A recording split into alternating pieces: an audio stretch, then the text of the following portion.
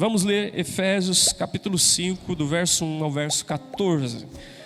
Diz assim a palavra de Deus: sede, pois, imitadores de Deus como filhos amados, e andai em amor, como também Cristo nos amou, e se entregou a si mesmo por nós, como oferta e sacrifício a Deus em aroma suave.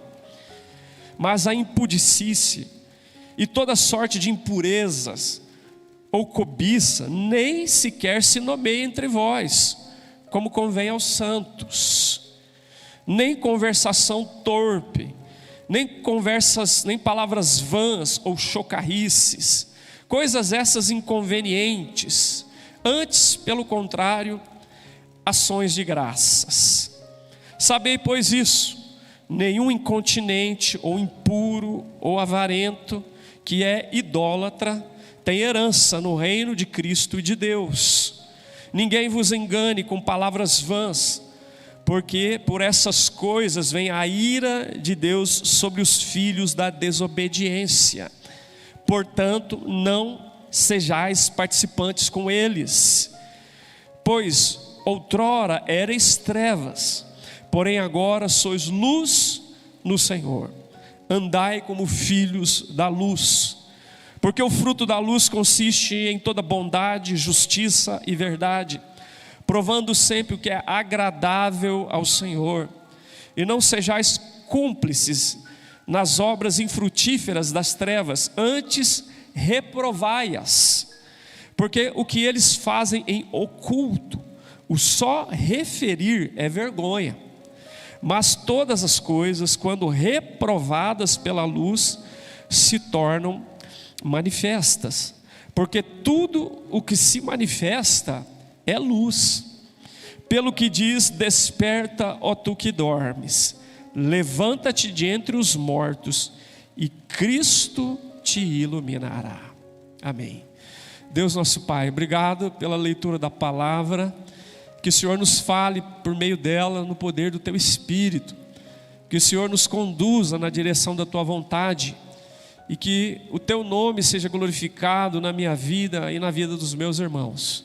É a nossa oração, no nome de Jesus e para a glória do Senhor. Amém. Irmãos, os estudiosos, quando se deparam com os escritos do apóstolo Paulo, eles geralmente chegam a uma conclusão que é bem interessante.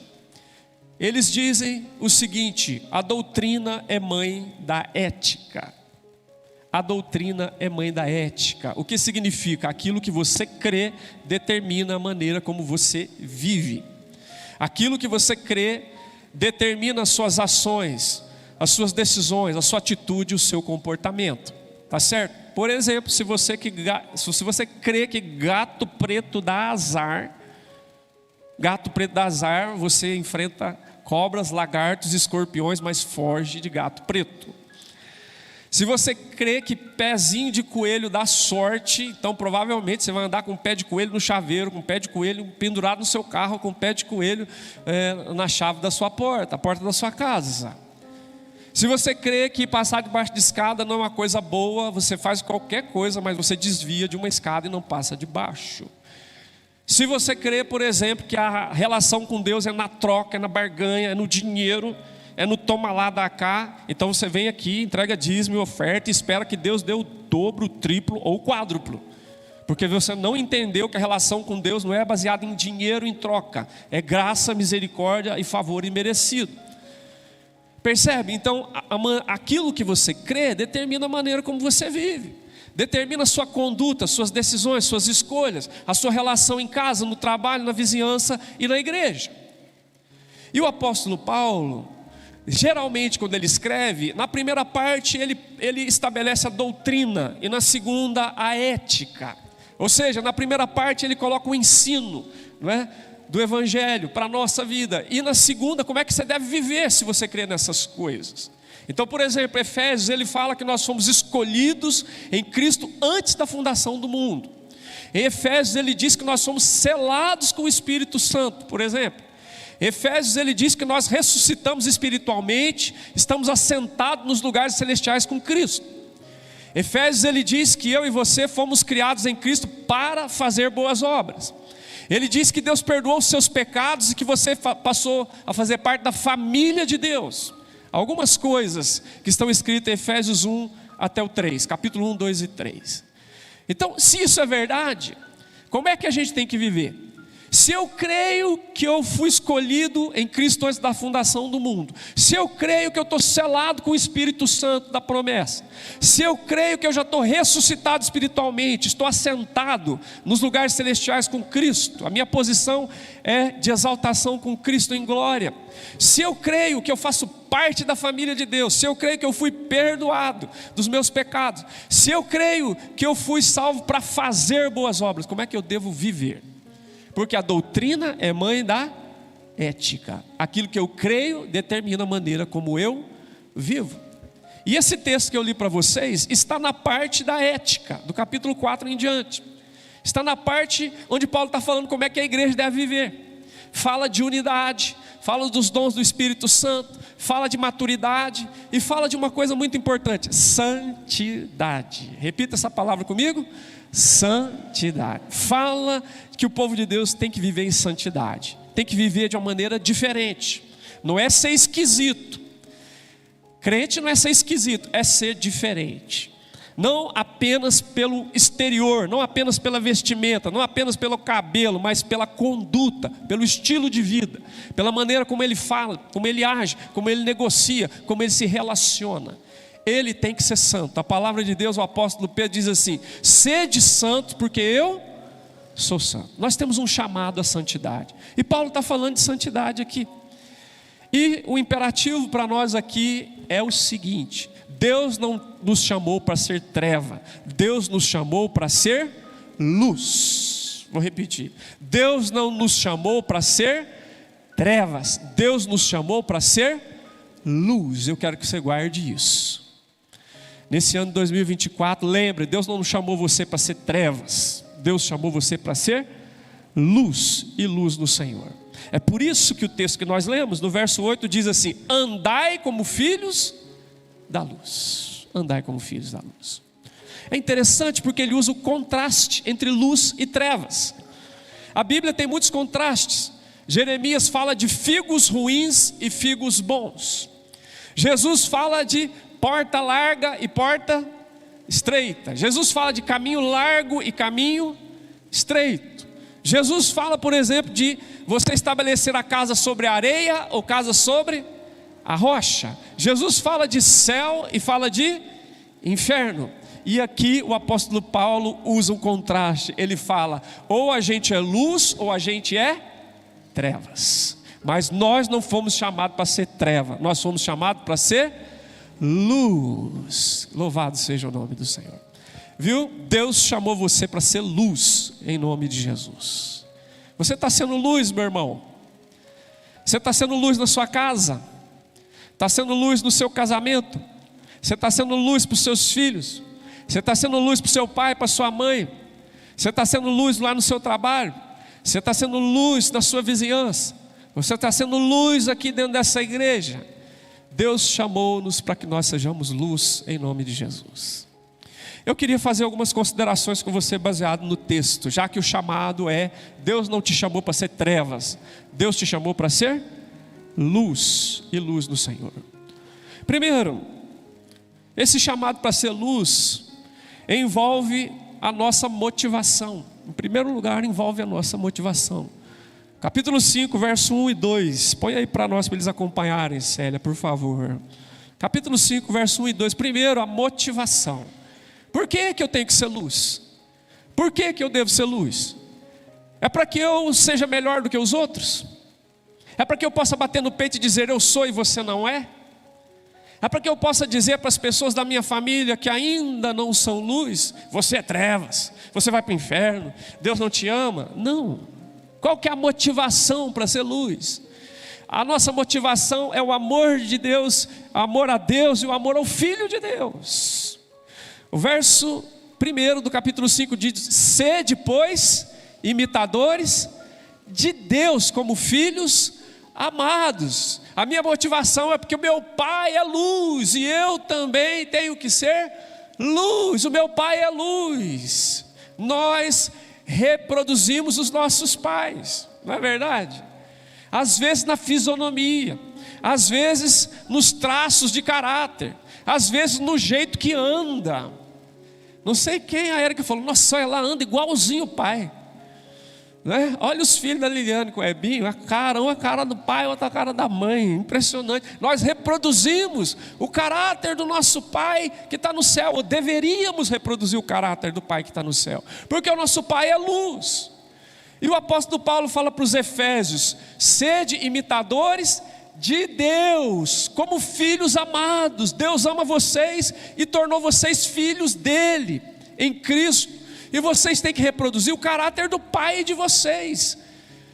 Jesus, falando em certa ocasião, disse para os religiosos: o pai de vocês é o diabo é o pai de vocês. Mas nós não, o nosso pai é Deus, e Deus é luz. Coloca 1 João capítulo 1, verso 5, Célia, por favor. Olha só para você ver, por que nós devemos andar lá à luz? Por causa do nosso pai. Não tem a ver, em primeiro lugar, com o seu vizinho, não tem a ver com o seu colega de trabalho, não tem a ver com o irmão da igreja, tem a ver com Deus. De quem que nós somos filhos? Daquele que é o pai da luz, né? Olha lá, João escrevendo diz: ora, a mensagem que da parte dele, da parte de Jesus, nós ouvimos, nós temos ouvido e vos anunciamos, é esta. Qual é a mensagem que nós anunciamos? Deus é luz, e não há nele trevas nenhuma. Verso 6, pode seguir. Se dissermos que mantemos comunhão com ele, com Deus, e andarmos nas trevas, mentimos e não praticamos a verdade. Olha só, se porém andarmos na luz como ele está na luz, mantemos comunhão uns com os outros, e o sangue de Jesus, seu filho, nos purifica de todo pecado. Até aí tá bom, obrigado, Célia. Nós fazemos isso por causa do nosso pai. De quem que você é filho? De Deus. O seu pai é o quê? Luz. Ele é santo, ele é a favor da pureza, ele é a favor da verdade, ele é a favor da justiça, ele é a favor daquilo que é digno, daquilo que é nobre. E eu quero reproduzir o caráter do meu pai, que é luz. Por isso eu vou andar como filho da luz. Olha lá, mas não só por causa do nosso pai, por causa do nosso Senhor. Verso: andai em amor, como também Cristo nos amou e a si mesmo se entregou por nós como oferta e sacrifício a Deus em aroma suave. Por que eu faço as coisas? Por causa de Deus, o Pai, e por causa de Jesus, o Salvador. E eu faço movido por amor a Deus e por amor a Jesus Cristo. Então, quando eu desafio você a ser luz, não é uma imposição minha, não é vontade minha, não é que eu estou querendo colocar um jugo sobre você, não é que eu estou querendo acusar você, não, eu estou chamando você a agradar o seu Pai e o seu Salvador. Andar em amor como Deus em Cristo te amou, e Jesus se entregou por você para te salvar e para te fazer filho do Pai. E Jesus diz lá em João, entre outras coisas, ele diz: eu sou o pão da vida, eu sou a luz do mundo. Então, meu irmão, você é desafiado a ser luz, a vencer o pecado, a abandonar a vida errada, a abandonar os vícios. Você está sendo chamado a andar na luz, por causa do seu Pai e por causa do seu Salvador, o Senhor Jesus. Essa é a motivação. O teu Salvador que te amou e se entregou por você, para que você pudesse ser filho de Deus e pudesse ser luz e luz do Senhor. Amém? Então, irmãos, que coisa extraordinária.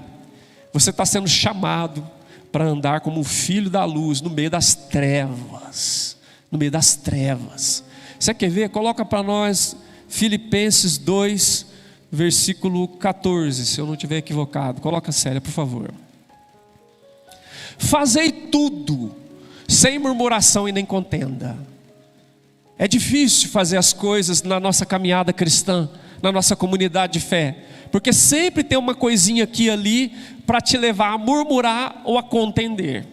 E Paulo fala para os filipenses: fazei tudo sem murmuração e nem contenda. Segue para nós, Célia.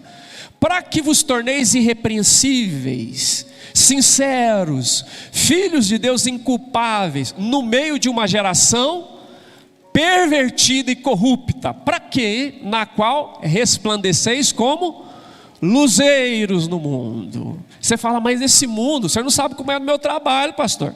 Você não sabe como é na minha vizinhança. Você não sabe como é lá na minha escola. É para isso mesmo que Deus te chamou, meu irmão, para você ser um luzeiro que resplandece nas trevas, no mundo de uma geração pervertida e corrupta. Deus precisa que alguém brilhe como luz lá, e Ele chamou os seus filhos para que resplandeçam como luz naquele lugar onde Ele colocou você, onde Ele me colocou, onde Ele colocou cada um de nós, para que vos torneis, desculpa Célia, perdão, volta lá por favor, no meio da geração pervertida e corrupta, na qual resplandeceis como luzeiros. Só o próximo versículo: perseverando, preservando a palavra da vida, para que no dia de Cristo eu me glorie de que não corri em vão e nem me esforcei inutilmente. Paulo fala assim: no dia de Cristo eu vou ter a alegria de falar, graças a Deus o meu esforço não foi em vão. Graças a Deus entregar o Novo Testamento não foi em vão. Graças a Deus o investimento não foi em vão, valeu a pena. Nasceram filhos da luz que brilharam como luzeiro no meio das trevas. Amém? Qual que é a motivação? É agradar o meu Pai e agradar o meu Senhor, o meu Salvador. Eu preciso ser luz. Deus chamou você para brilhar no meio das trevas. Tem trevas à sua volta? Tem treva ali nos relacionamentos? Deus chamou você para brilhar lá mesmo. É lá que precisa de luz. E você é a luz do Senhor, em nome de Jesus. Amém? Glória a Deus. Vamos seguir. Verso 3, 4 de Efésios. Mas não é só questão de motivação. É questão de comunicação também. Você vai saber por que você faz, por causa de Deus e por causa de Jesus. E envolve a nossa comunicação. Olha lá, verso 3. Mas toda impudicícia. O que é impudicícia? É imoralidade sexual. E toda impureza, de maneira geral, tudo que contamina a nossa relação com Deus. E cobiça, que tem a ver com os bens materiais. Tudo isso aí, impudicícia, impureza sexual, imoralidade sexual, impureza e cobiça, nem sequer se nomeie entre vós. Olha a gravidade. Nem sequer seja mencionado no meio de vocês. Presta atenção. Nem sequer se nomeie entre vós como convém aos santos. Bom, se não é nem para nomear, muito menos praticar. Já está implícito que não é para praticar. Se não é nem para nomear, se não é nem para ficar falando sobre isso, se isso não deve ser a tônica da nossa conversa, certo? A imoralidade sexual, a impureza e a cobiça, quanto mais praticar. Mas eu estou dando ênfase na comunicação. Na comunicação. Ele diz, não deve nem nomear entre vocês, nem mencionar isso. Nem conversação torpe, conversação de baixo calão, coisa podre, coisa imunda, coisa nojenta. Certo? O pastor Gervásio dizia, palavra torpe é como peixe podre. Peixe já tem um cheirinho forte em si. Se tiver podre, é insuportável. Tá certo? E ele diz, nem palavras vãs, vazias, sem sentido. Certo? Chocarrices, que está na mesma linha de coisa que não infrói e nem contribui na nossa comunicação. Coisas inconvenientes. Antes, pelo contrário, o que deve sair da nossa boca? Fala comigo. Ações de graça. Em vez de podridão, gratidão tem que sair da nossa boca. A nossa conversa deve ser diferenciada, temperada com sal. Você é um discípulo de Jesus, você é habitado pelo Espírito Santo, você carrega o bem precioso do Evangelho. O que deve sair da sua boca não deve ser podridão, deve ser gratidão, ação de graças. E começa na comunicação, aqui eu estou pontuando isso. Por quê? Porque a boca fala do que está cheio o coração. Se da tua boca só sai podridão, é porque o teu coração está ruim. Seu coração é um lixão a céu fechado, assim como tem lixão a céu aberto. Então, por que isso é tão importante, irmãos? Dá uma olhada nas músicas que rolam hoje por aí com sucesso. Você não tem coragem de ouvir, eu espero que você não tenha coragem de ouvir os funks. Já prestou atenção na letra dos funks? Já prestou atenção em algumas letras do sertanejo universitário? Meu Deus, eu não consigo entender como é que alguém canta aquilo, e como alguém ouve aquilo, e como alguém compra aquilo, como alguém consome aquilo, porque aquilo é uma profunda podridão, e revela o que está dentro do coração, meu irmão, do coração. Terrível o que falam, né? Então, amados, e quando eu estou falando de comunicação, não é só aquilo que a gente fala, é aquilo que a gente posta, é aquilo que a gente digita, é aquilo que a gente espalha pela rede social, certo? Tem a ver com comunicação verbalizada e digitalizada, né? Comunicação convencional e virtual. Presta atenção, sabe? Ser luz toca a nossa motivação e toca a nossa comunicação, porque aquilo que você fala, de alguma maneira está revelando quem você é. Quem você é. Está revelando como que está o teu coração. Se lá dentro está cheio de podridão, ou se lá dentro tem luz, tem graça, tem misericórdia. E por isso da nossa boca vai fluir ações de graça, gratidão ao Senhor. É por isso que Paulo fala, nem se nomeie essas coisas entre vocês. E outra coisa, que da boca de vocês saia gratidão, ações de graça saia da boca do povo de Deus em nome de Jesus. Amém? Gente, nós estamos vivendo uma geração pervertida e corrupta, na conversa, na palavra, nas músicas, uma geração pervertida e corrupta. Mas você veio para ser luz e luz no Senhor, com a sua motivação e com a sua comunicação. Como é que está a sua comunicação? Cuida dela em nome do Senhor Jesus, porque ela está revelando o que está dentro do teu coração. Coloca Efésios 4:29 para nós. Olha lá, olha lá. 4:29. Olha lá, Paulo já tinha falado, não saia da vossa boca nenhuma palavra torpe. Você fala muito palavrão, você fala as palavras imorais, indecentes. Vamos mudar isso aí, vamos mudar a sua linguagem. Não saia da vossa boca nenhuma palavra torpe, sim unicamente a que for boa para edificação. Quando a palavra é ruim, ela promove destruição. Quando a palavra é boa, ela promove edificação, ela constrói algo na vida da pessoa. Fale algo que constrói algo novo na vida dos seus filhos, na vida da sua esposa, na vida dos seus colegas de trabalho, na vida da sua família. Fala algo não que destrói, que constrói, certo? Continua lá, por favor, Célia, que eu ainda vou falar mais umas coisinhas lá. Efésios 4:29. Eu dou trabalho para o pessoal, né, que fica lá. Não saia da vossa boca nenhuma palavra torpe, sim unicamente a que for boa para edificação, conforme a necessidade. Às vezes a gente fala coisa, ninguém pediu sua opinião, ninguém mandou você falar, você começa, não fala nada que não seja para necessidade. Não se mete no assunto que não é da sua conta. Provérbios diz, quem se mete em negócio alheio é como pegar um cão pela orelha. Imagina um pitbull passeando ali na praça e você fala, ai que bonitinho, e pá. Opa, você está correndo risco de ser mordido, quem sabe até dilacerado por um pitbull. Não se meta no que não é da sua conta, você não foi chamado, ninguém pediu sua opinião. Isso envolve uma necessidade, você vai falar apenas o que edifica, de acordo com a necessidade, nem mais nem menos, de acordo com a necessidade. E assim transmita graça aos que ouvem. Quem ouvir você vai falar, mas que maravilha ouvir o fulano. Você vai ser conhecido como o Senhor, graças a Deus. Mas se você falar onde não deve, você vai ser conhecido como o Senhor, ai meu Deus. Você sabe como que é, né?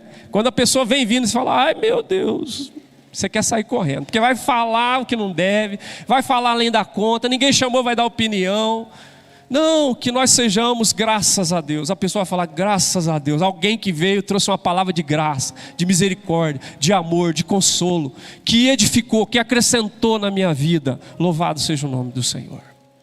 Cuida da sua comunicação. Você não foi chamado para ser treva, você foi chamado para ser luz, luz do Senhor. Isso tem a ver com a nossa motivação e tem a ver com a nossa comunicação. Como é que está a sua comunicação?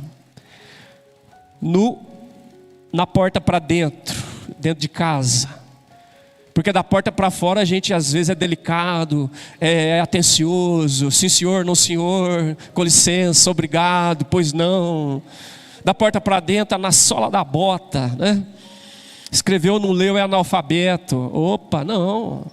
Da porta para fora e da porta para dentro muito mais. Da porta para dentro, como é que está a sua comunicação? E como é que está a sua comunicação na rede social? O que você anda postando aí? O que você anda escrevendo aí? O que você anda dando like aí na rede social? O que você anda compartilhando? Cuida da sua comunicação, porque você foi chamado para ser luz, você não foi chamado para ser treva, em nome de Jesus. Amém? Terceiro, tem a ver com a nossa motivação, tem a ver com a nossa comunicação e tem a ver com a nossa convicção. Olha lá, volta lá, Efésios capítulo de número 5, versículo 6, 5, 6 e 7. 5, 6 e 7. Sabei isto, olha só, sabei pois isto, nenhum incontinente, ou imoral sexual, ou impuro, ou avarento, que a avareza é idolatria, a adoração é culto ao dinheiro, é culto ao material, certo? É culto, você está prestando culto a um outro Deus. Jesus disse que a gente adora a Deus ou mamon. Adorou dinheiro, você está prestando culto. Não importa que você vem na igreja, que você carrega a Bíblia, você tem versículo no seu carro, tem adesivo na sua geladeira. Se você adora as coisas materiais e o dinheiro, você é um idólatra à luz do Evangelho, e ponto. Então, saber isso, que nenhum incontinente, nenhum impuro, nenhum avarento que é idólatra tem herança no reino de Deus e de Cristo. Por causa da nossa convicção em relação ao reino de Deus e ao reino de Cristo. Nós temos uma convicção, não é só a nossa motivação, não é só a nossa comunicação, é a nossa convicção. O Evangelho diz, nós temos um relacionamento, um compromisso com o reino de Deus e o reino de Cristo, não é o reino dos homens. Então não tem a ver com a popularidade, não tem a ver com a opinião das pessoas, tem a ver com o reino de Deus e o reino de Cristo. É por isso que eu cuido em ser luz, porque eu tenho uma conexão com o reino de Deus e com o reino de Cristo. E eu sei que se eu estiver andando na imoralidade, na impureza, na cobiça, que é apenas uma representação de outras coisas mais, eu estou fora do reino de Deus, eu estou fora do reino de Cristo. Eu preciso nascer de novo, eu preciso me arrepender, eu preciso entregar minha vida a Cristo, para que eu tenha conexão com o reino de Deus e com o reino de Cristo, no nome de Jesus. Amém? Vocês estão aí ainda, gente? Aguenta firme, tá bom? É por causa do reino de Deus, é por causa do reino de Cristo, é por isso. Olha lá, versículo de número 6, põe lá para nós. Ninguém vos engane com palavras vãs, vazias, sem sabedoria. Por quê? Por causa destas coisas, vem a ira de Deus sobre os filhos da desobediência. A ira de Deus vem sobre quem vive nesta vida de desobediência, que não reconheceu que está andando na contramão da vontade de Deus, que não reconheceu que está alienado do Evangelho e da graça de Deus, que está andando em rota de colisão com Deus e com a sua palavra.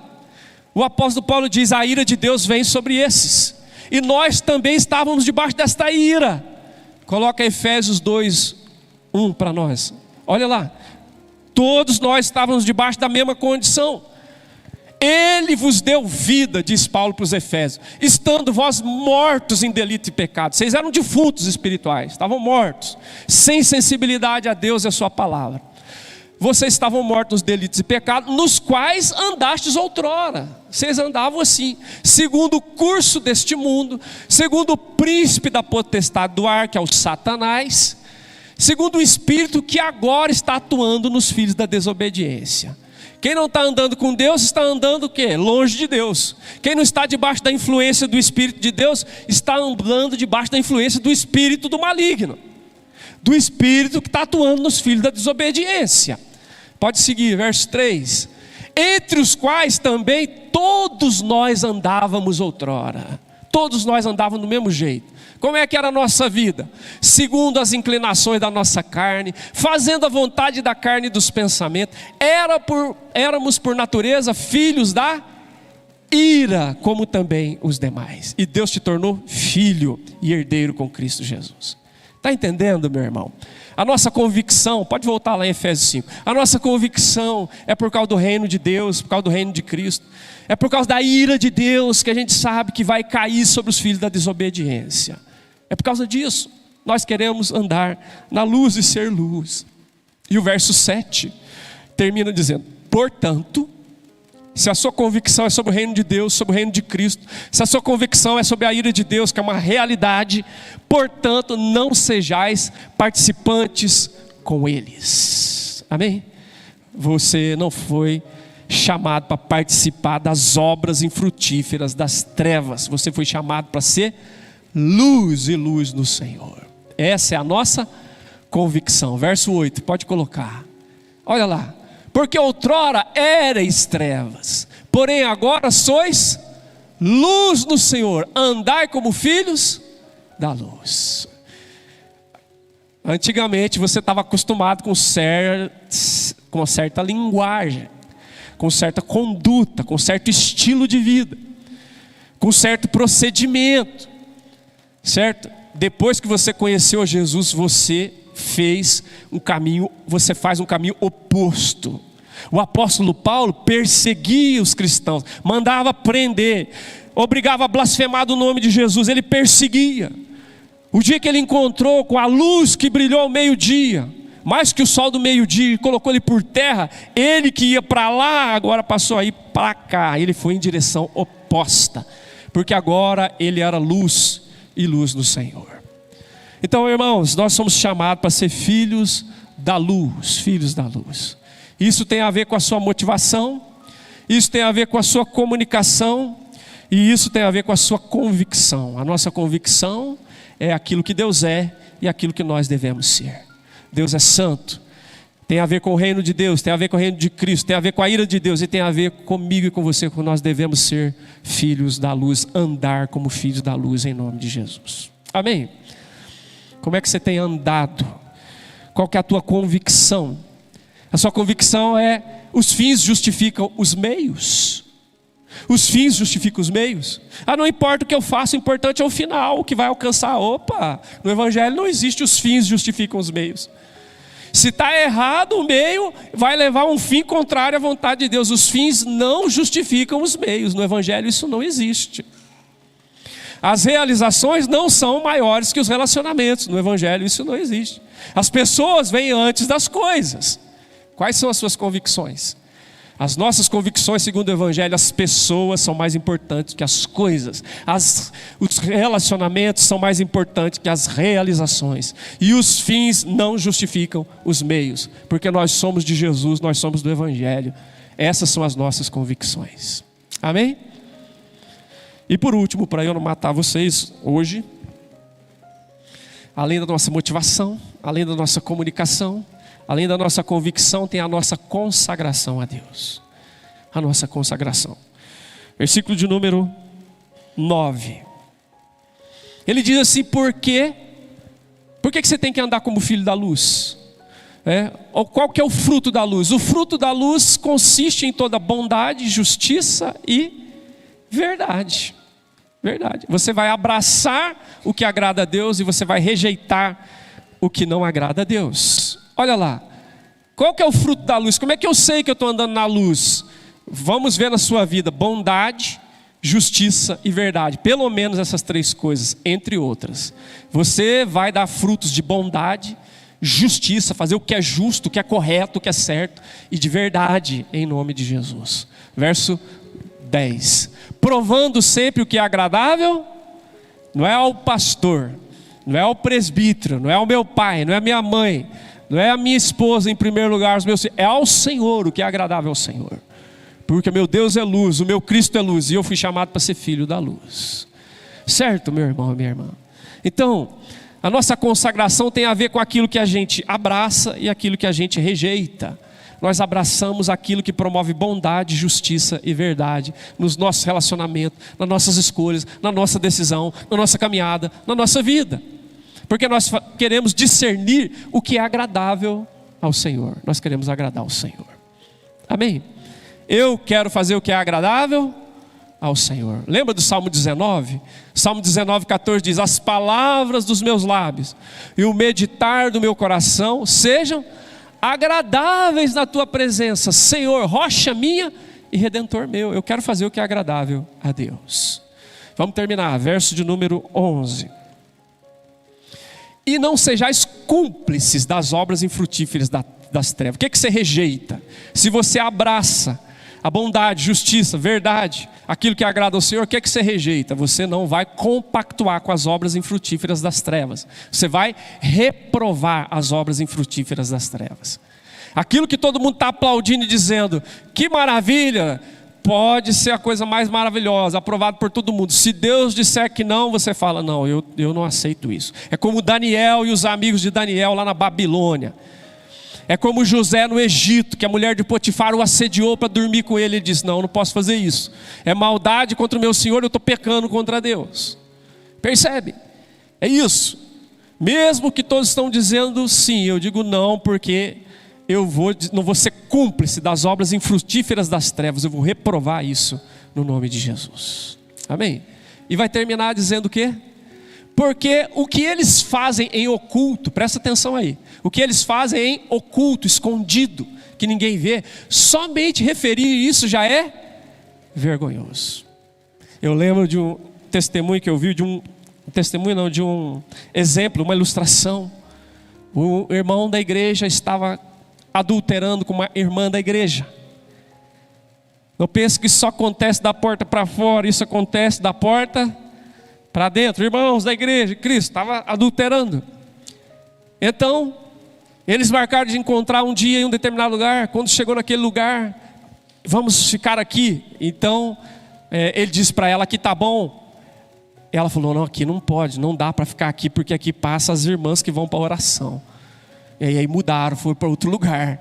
Aí chegou outro lugar, ele falou, e aqui está bom? Ele falou, não dá. Aqui passa os irmãos que vão para o PG. Ixi. Foi para outro lugar, e aqui você acha que está bom? Aqui não dá, passa os presbíteros e o pastor.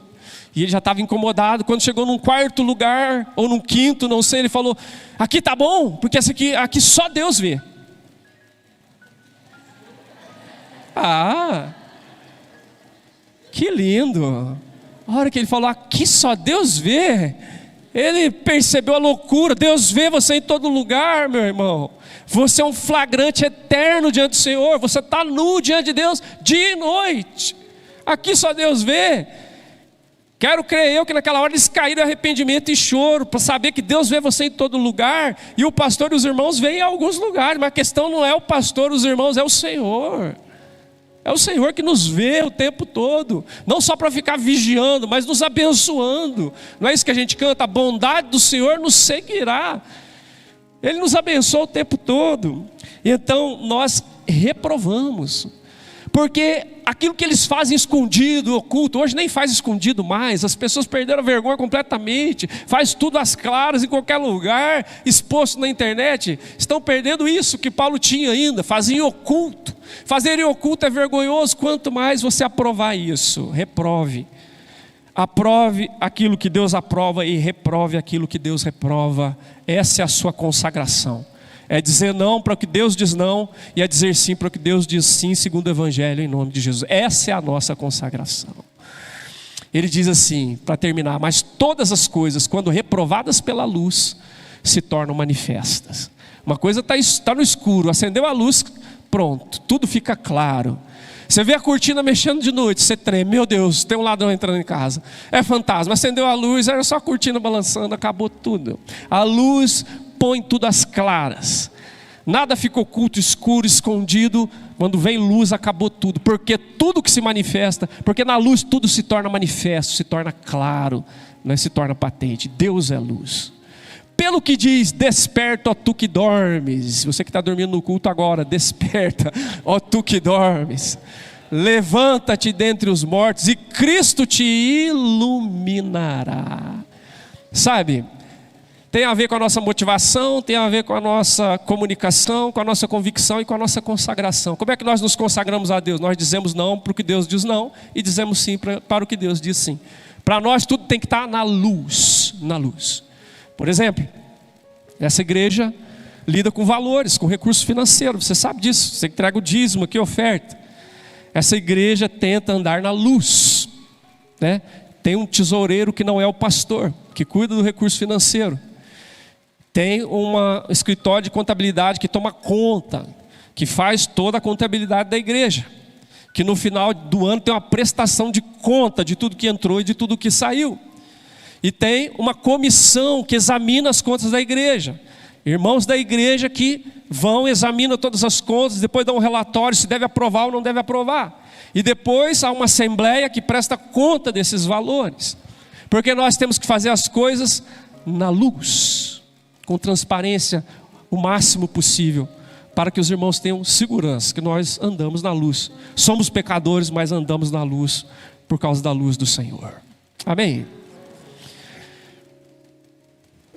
Salmo 36:9, o versículo que o José Luiz gosta muito. Como é que eu posso, pastor, andar na luz? Eu sou um pecador. Ô meu irmão, eu também, prazer, nós dois somos pecadores. Quem inventou o negócio de luz não foi Paulo, foi Jesus, quando disse assim: vocês são sal da terra, vocês são a luz do mundo. Então brilhe a vossa luz diante dos homens, resplandeça essa luz, para que eles vejam as vossas boas obras e glorifiquem ao Pai que está nos céus. Porque no meio das trevas tem luz. Como é que nós somos luz? Olha lá: pois em ti está o manancial da vida, diz o salmista. Em ti, Senhor, está o manancial da vida, e na tua luz vemos a luz. A luz não é nossa, não é nossa própria, é a luz do Senhor em nós. É minha vida entregue ao Senhor, é meu coração derramado na presença do Senhor. Eu tenho luz por causa da palavra do Senhor, eu tenho luz por causa do Espírito do Senhor, eu tenho luz por causa da graça do Senhor em mim. Na tua luz nós vemos a luz. Você não foi chamado para ser trevas, você foi chamado para ser luz. Andai, todos vocês, todos nós, andemos como filhos da luz em nome de Jesus. Amém?